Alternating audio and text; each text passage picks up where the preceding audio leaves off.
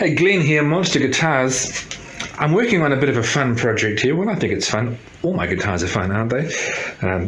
It's going to be called the Viper, just because that's a cool name.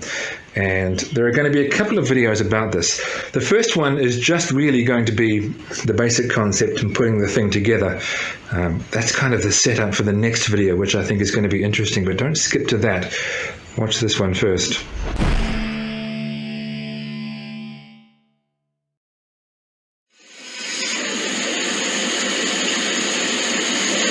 I'm skipping through sections of this build because, there are only so many times you need to see me glue a top onto a guitar body. For example, I have a new toy. I didn't do an unboxing video, but I may do a kind of unboxing video, basically a demonstration of this new Triton plunge router. Well, it's not new. It's been sitting in a box for a while. I've just now gotten around to opening it up. I'm still getting used to some of the operation of it because I'm used to using my Bosch, and some of the ways you go about using that are quite different. Anyway, so here is this guitar, which you can shred on any guitar. Well, I can't, but if you can shred on a guitar, you can probably do it on most electric guitars. But I decided to make a guitar that kind of has a bit of a shredder look to it.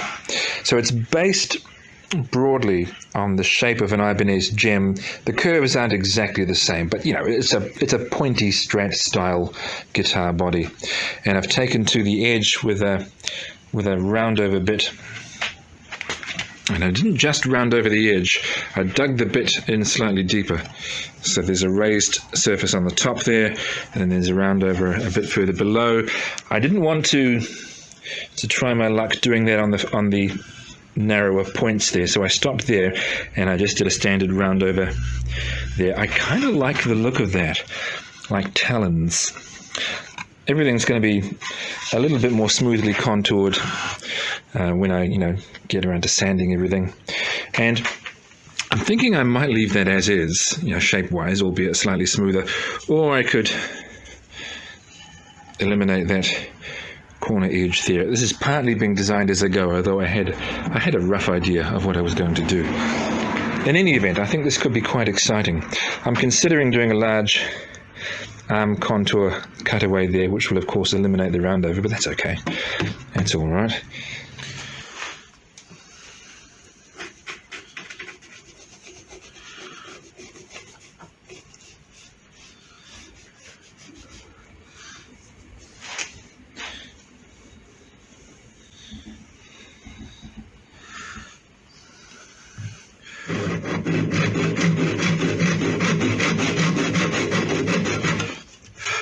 But basically, I'm connecting the line that I've drawn on the top with the line that I've drawn on the side to define the size of this contour.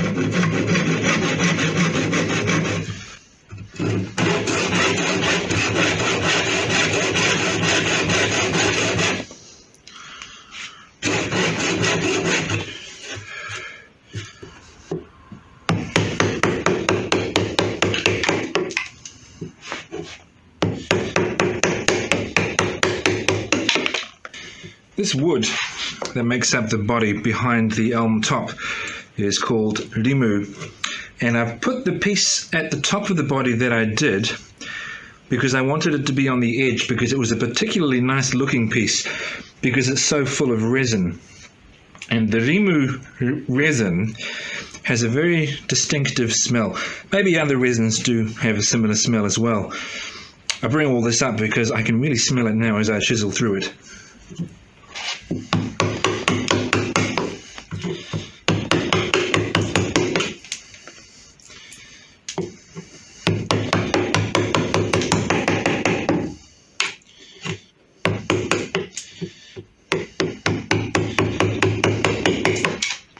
Well, I've just about finished the rough shaping of the arm contour using these tools here.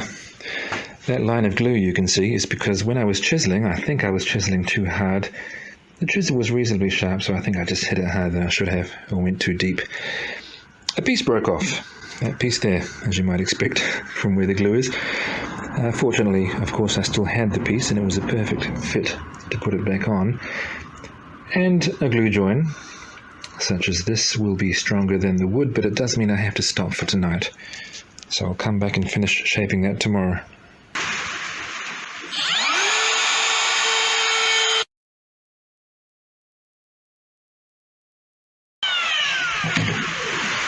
I'll build a neck next.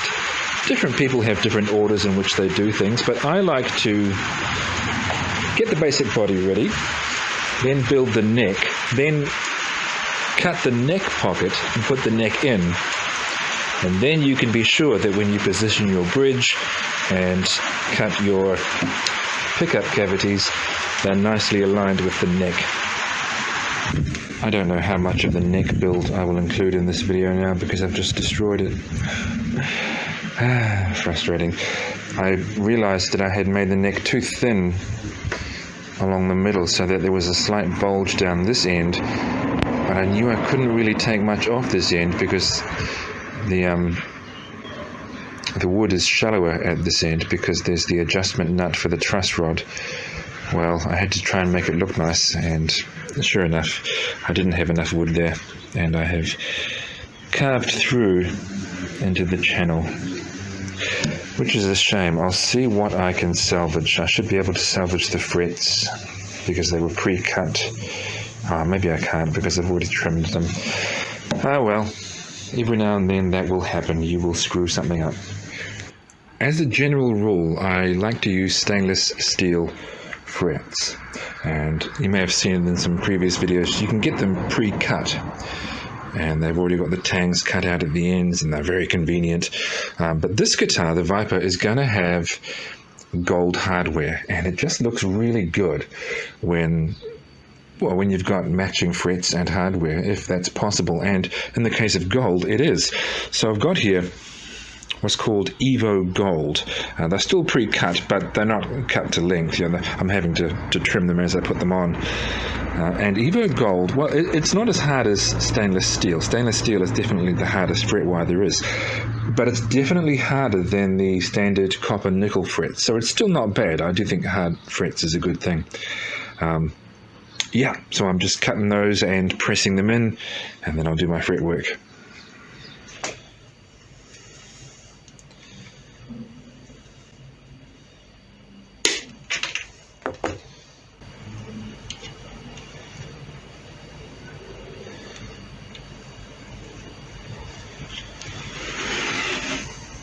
It's still going to need more trimming. That's just to get it very roughly to size.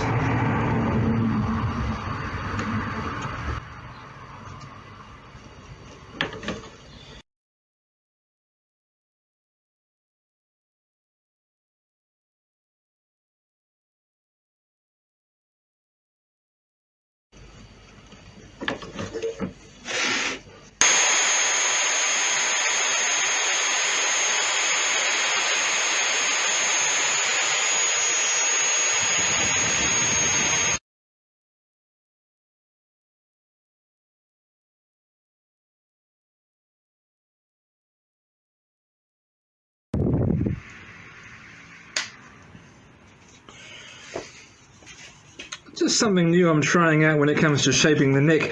It's not bad. I think I could probably do better than using this particular sander. It's a bit small for the job, but it's okay. It's made some of the work easier, but I am still going to have to do a fair bit of hand work. I am thinking about another sanding solution that would work a little bit more effectively, but that's taken some of the labor out of this.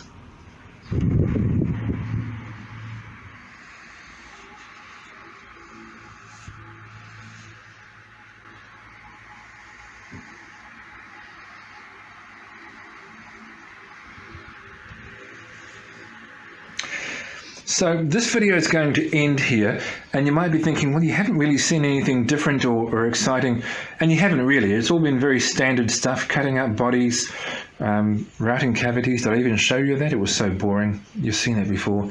Pressing in frets and so on. What's going to be different about this guitar is the finish.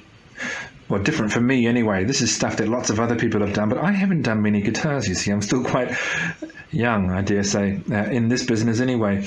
I'm going to be trying out some stains, and I'm going to be trying my hand at using True Oil, which is a very popular finish. And so we're going to see how that goes. So join me in the next installation of the Viper. That might not be the next video on Monster Guitars because I've got several projects on the go, but we'll see you then.